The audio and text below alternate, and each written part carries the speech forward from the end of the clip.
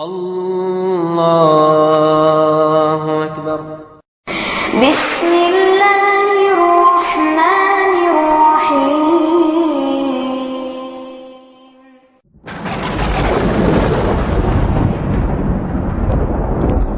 صبر، مصیبت کے وقت صبر کرنے کی فضیلت مختار کل اللہ تعالی ہے۔ اللہ تعالی اپنی مخلوق میں جو چاہتا ہے، جب چاہتا ہے، جیسا چاہتا ہے فیصلہ فرماتا ہے۔ اللہ تعالیٰ کو اس کے فیصلے سے کوئی روک نہیں سکتا، اور اگر اللہ نہ چاہے تو کسی کے بارے میں اللہ تعالیٰ سے کوئی فیصلہ کروا نہیں سکتا۔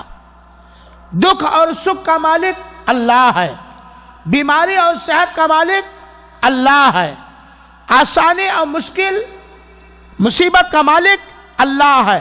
اللہ اپنے مخلوقات میں جس طرح چاہتا ہے، جو چاہتا ہے اللہ کرتا ہے۔ اللہ مختار کل ہے۔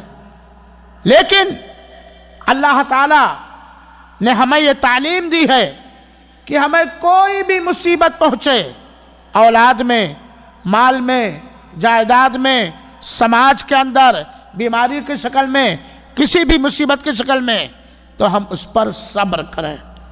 اور صبر کہا جاتا ہے پہلی فرصت میں صبر۔ آج گرے، پیر ٹوٹ گیا، صبر۔ پہلے ہی معلوم ہوا پیر ٹوٹ گیا، درد ہو رہا، صبر پہلے۔ یہ نہیں کہ سب کچھ جھیلنے کے بعد اب تو صبر ہی کرنا ہے، پہلے ہی فرصت میں صبر۔ اللہ تعالیٰ نے صبر کی فضیلت میں بتلا، انما یوفی الصابرون اجرہم بغیر حساب، سورہ زمر آیت نمبر 10۔ صبر کرنے والوں کو اللہ تعالیٰ بے حساب بدلہ دے گا۔ مصیبتوں پر صبر کرنے والوں کو اللہ تعالیٰ بے حساب بدلہ دے گا۔ اور اللہ تعالیٰ نے فرمایا، وَبَشِّرِ الصَّابِرِينَ الَّذِينَ إِذَا أَصَابَتْهُمْ مُصِیبَةٌ،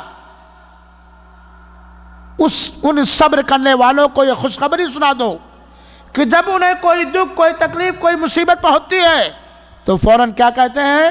قالوا انا للہ وانا الیہ راجعون، ہم اللہ تعالیٰ کے لیے ہیں اور اللہ تعالیٰ ہی کی طرف پلٹنے والے ہیں۔ ہم اللہ کے لیے ہیں اور اللہ کی طرف پلٹ کے جانا ہے۔ اللہ چاہے دکھ دے، اللہ چاہے مصیبت دے۔ اولئک علیہم صلوات من ربی ورحمہ وَأُولَئِكَ هُمُ الْمُهْتَدُونَ۔ یہ صبر کی فضیلت ہے۔ صبر کرنے کا 3 فائدہ اللہ تعالیٰ نے فرمایا۔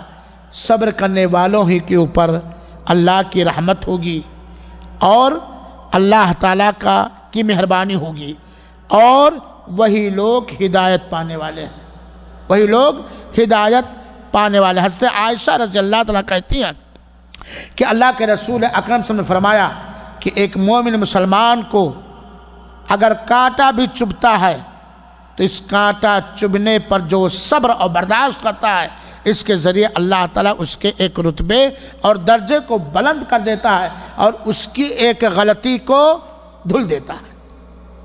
یہ صحیح مسلم کی روایت ہے۔ گویا ایک آدمی جا رہا تھا، ٹھوکر لگا، انگوٹھا کا ناخن اجڑ گیا، اس نے کہا انا للہ و انا الیہ راجعون، ہم اللہ کے لیے، اللہ جیسا چاہے ہمارے ساتھ کرے، اور اس پر صبر کیا۔ ارے اللہ تو نے یہ کیا کر دیا، ارے یہ، ارے وہ، اس پر صبر کیا، برداشت کیا، اور جو جائز دوا ہے وہ کیا، لیکن صبر کا دامن نہیں، تو اس کے ایک گناہ کو اللہ تعالیٰ مٹا دے گا اور ایک درجہ اس کا اللہ تعالیٰ بڑھا دے گا۔